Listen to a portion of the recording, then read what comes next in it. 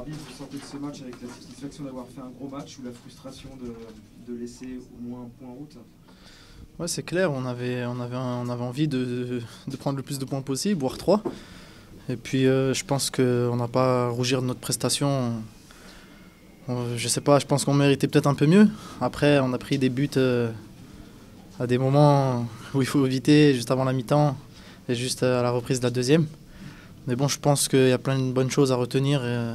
On a eu une bonne réaction, on a poussé.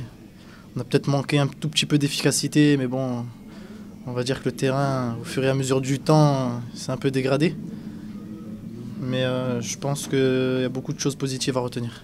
C'est en première mi-temps que vous ratez le coche, là vous avez quand même 2-3 occasions très franches.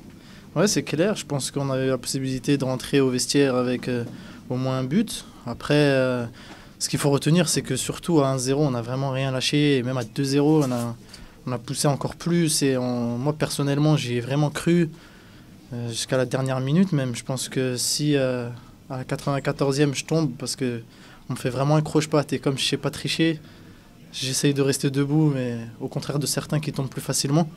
J'ai voulu rester debout et je pense qu'il m'accroche et je peux même pas armer ma frappe. Donc, mais bon, on va essayer de repartir du bon pied tout de suite dès vendredi prochain.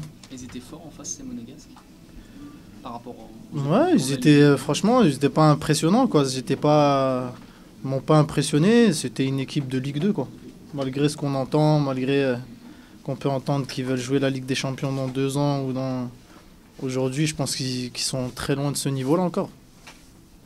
Pour vous, il faudra gommer ces petits moments qui sont compliqués à gérer là. Ouais, c'est clair, mais bon, gommer ces petits moments, c'est pas évident, ça se travaille pas en fait.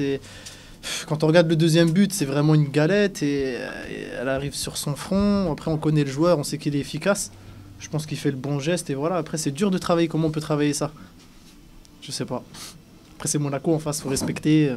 On a le meilleur buteur du championnat en face, il a marqué ce soir, il a prouvé qu'il était capable, que même il n'a pas fait un grand match, mais il est là au bon moment. Voilà, félicitations à eux, quoi. Perdre comme ça face à l'efficacité, au talent aussi de certains joueurs, c'est plus facile à digérer ou c'est plus frustrant parce qu'on n'a pas l'impression d'avoir grand-chose à leur enlever? Non, je pense que c'est quand même un peu frustrant parce que on a quand même analysé cette équipe de Monaco. Ils ont joué plusieurs fois en décalé, donc on a pu les voir jouer.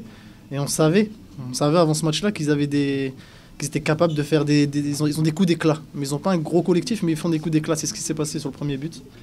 À la 46e, ils se retournent, ils tournent sur lui-même. Voilà, il fait un bel exploit individuel et ça, on le savait. Donc on s'en veut un petit peu quand même. Personnellement, tu as sorti ton plus gros match de la saison? Ouais, je sais pas, ça c'est à vous de le dire. J'essaye de donner le maximum à chaque match. Et j'ai essayé d'aller de l'avant, j'ai essayé de mettre beaucoup de centres. On savait qu'ils étaient en difficulté, les défenseurs. Donc j'ai essayé de mettre pas mal de ballons devant le but. Il y en a un qui est passé. Je pense qu'il y en avait peut-être d'autres à... Mais bon, on va continuer sur ce rythme-là. On va essayer de bien se reposer dans un premier temps et tout de suite d'attaquer Châteauroux, quoi.